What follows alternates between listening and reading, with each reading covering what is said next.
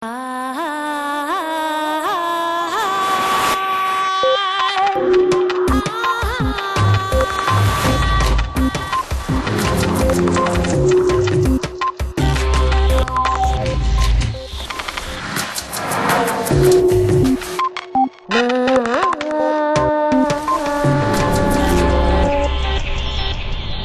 más pensaba en estos enigmas, más cerca me sentía de la iluminación o de la locura.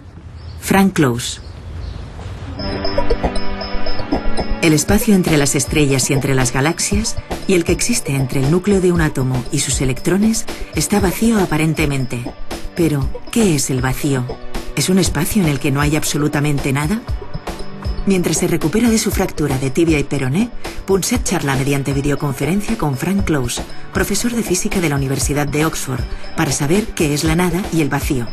Además, en su sección, Elsa Punset nos explica cómo nos arreglamos para intentar comprender el universo con nuestros sentidos limitados y se pregunta qué podemos hacer para que el cerebro sea un poco más ágil y astuto.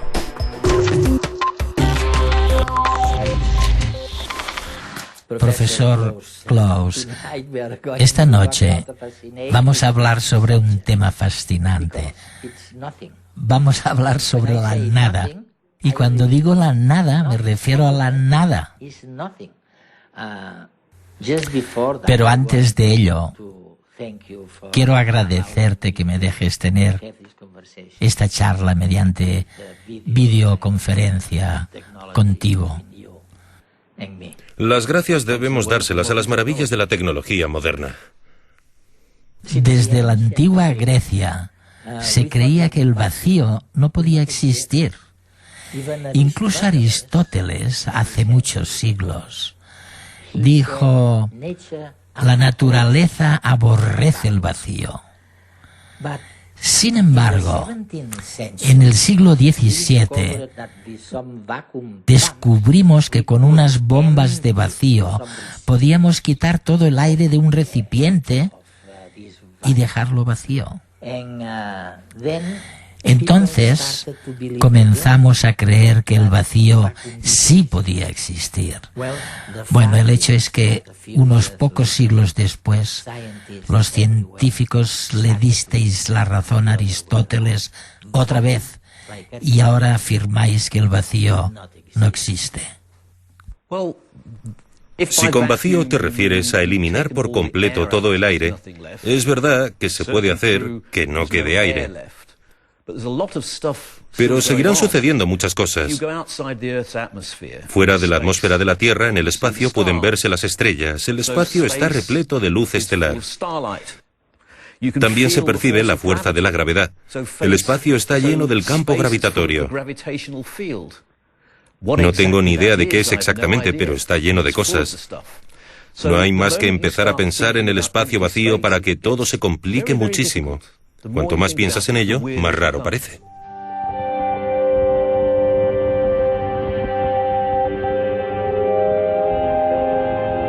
Los científicos han aprendido muchas cosas sobre el universo, pero todavía hay algunas cuestiones que solo los filósofos se atreven a contestar.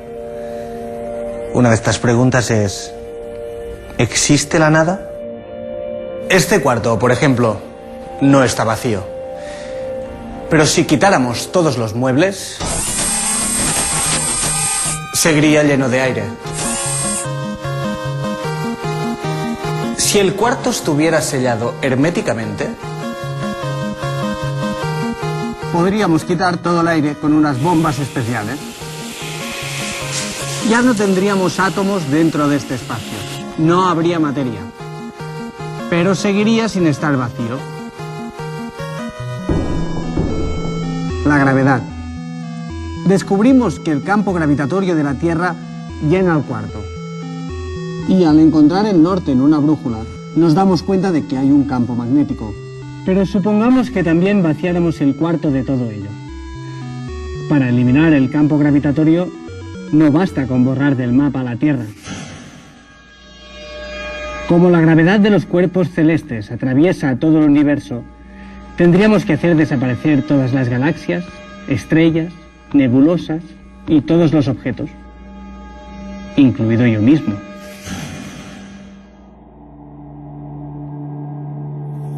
¿Qué pasaría entonces? ¿Tendríamos un lugar realmente vacío?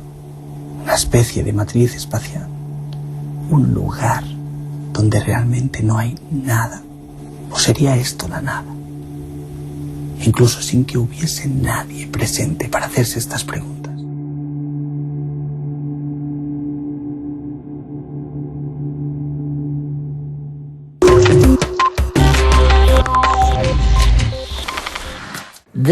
¿Existe el espacio con independencia de los objetos? O sea, si pudiéramos eliminar todas las estrellas y las rocas y la luz, ¿el espacio permanecería? ¿O la eliminación de la materia acabaría también con el espacio? Menuda pregunta más profunda. Precisamente es la pregunta que de niño hizo que me interesara por todo este asunto de la nada. Solía preguntarme, ¿qué pasaría si pudieran eliminarse todas las estrellas, todos los planetas? La Tierra, tú y yo, no habría nada, pero tampoco quedaría nadie para saber que no había nada. Cuanto más lo pensaba, más extraño me parecía. Si no había nadie, para saber que no había nada, ¿podía considerarse realmente nada?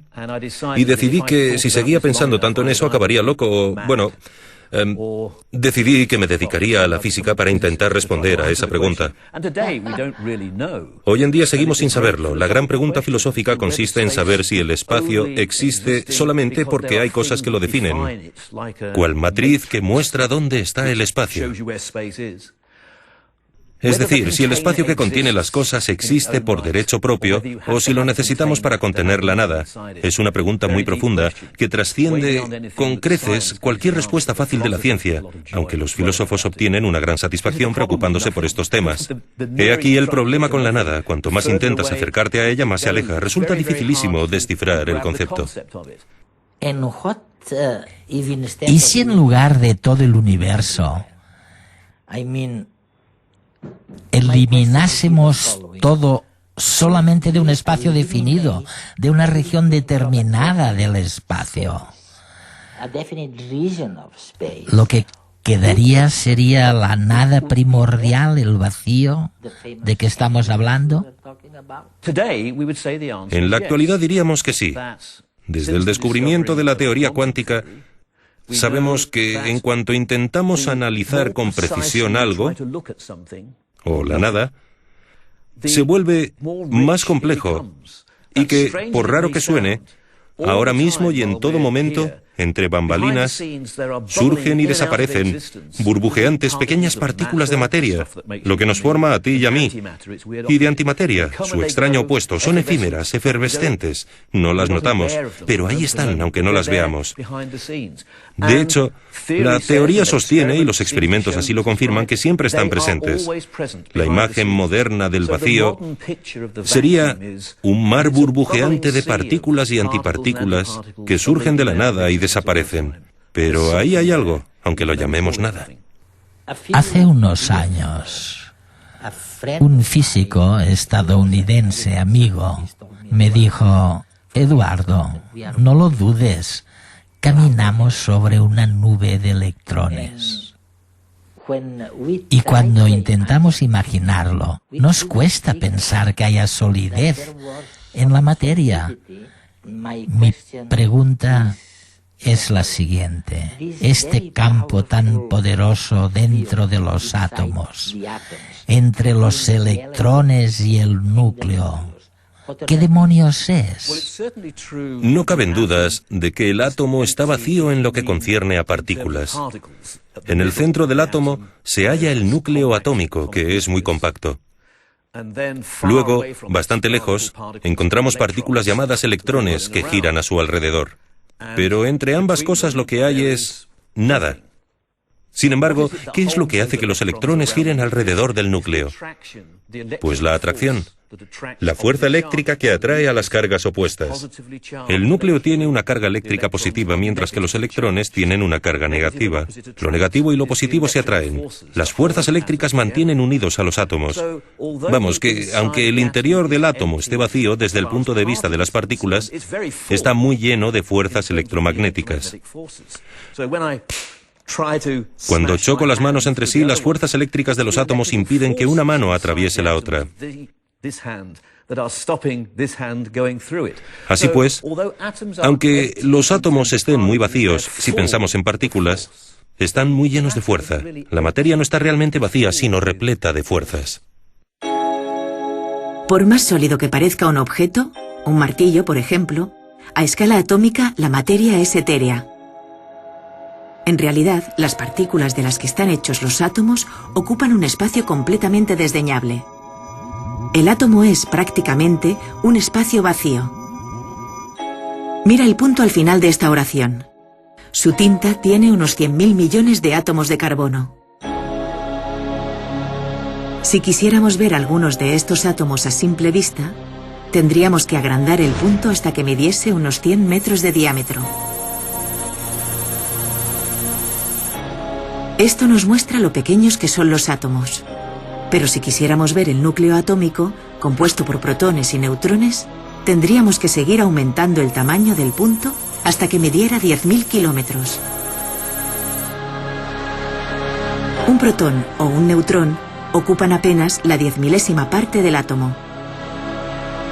Y si ampliáramos el punto 25 veces la órbita de la Luna alrededor de la Tierra, veríamos los quarks, unas partículas de las que están hechos los protones y neutrones.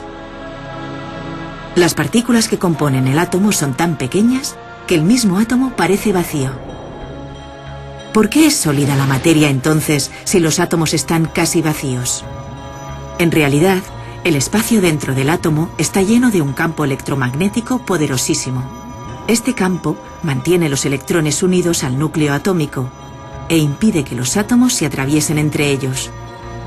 Sin este campo magnético, no existirían las caricias ni los golpes, y el universo sería tan insustancial como la nada.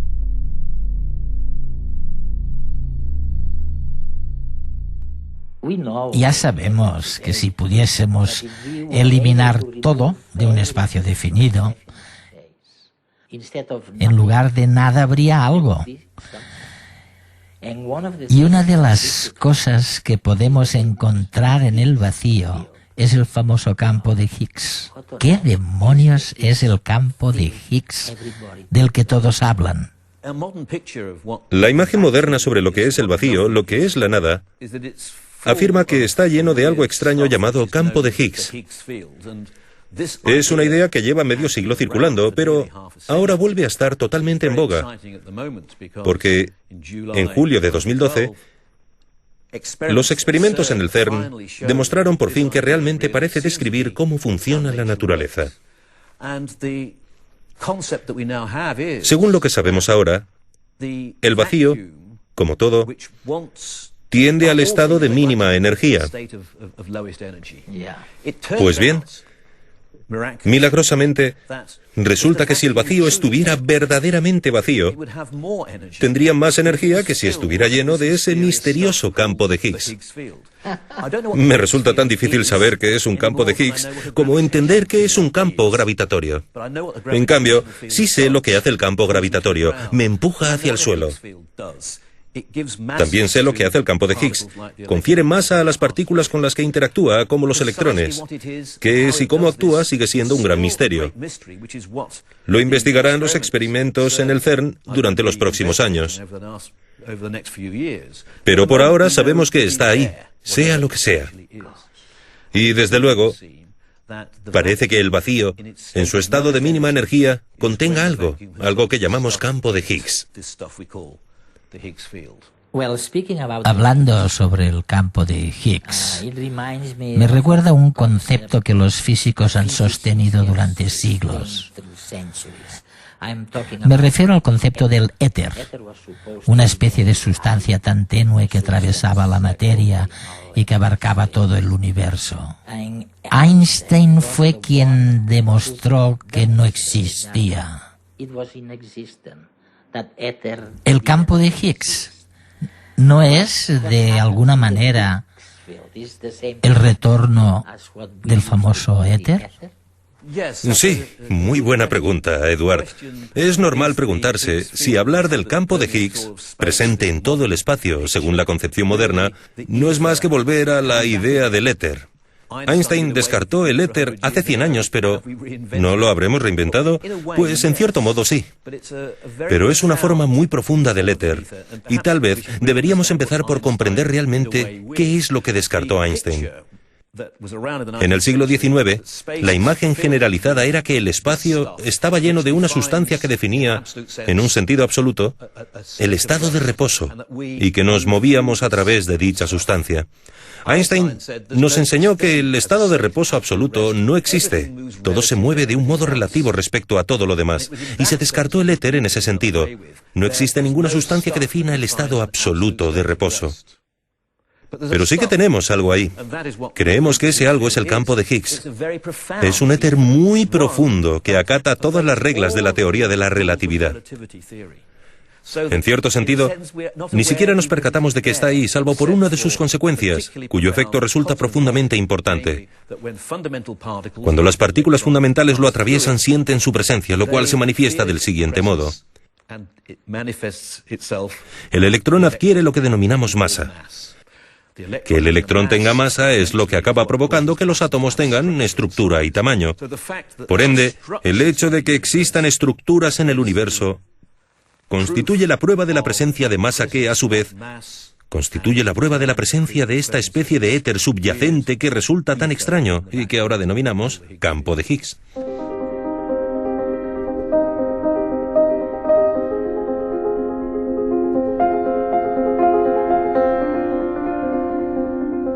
Imaginaros que un día descubrís en vuestras casas un salón que nunca habíais visto.